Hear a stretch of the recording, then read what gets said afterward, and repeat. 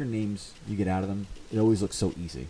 But when you're in them and you tell them, that day, there seems to always be a reason why it can't go higher. So for me, in this Boeing, I was buying up through 120, buying up to 140, and it had this crazy 3-4 day move from 140 up to 180. And this is Jake Rose about like for Jake looking to like sell McDonald's at 220. It reminded me of me selling Boeing at 190, where I'm like, it got up here almost 100% in 2 weeks. Like it can't go higher.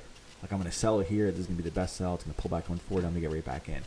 And in the moment, it seemed right. And then if you pull up the next day or the next BA chart, you'll see what actually happened, and it's still even higher.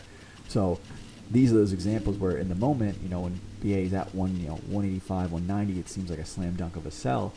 And then the next day it trades even higher, and then the next day it goes even higher, and I just continue to feel dumber and dumber as the days progresses. His name goes another 20%, another 30%, keeps going higher.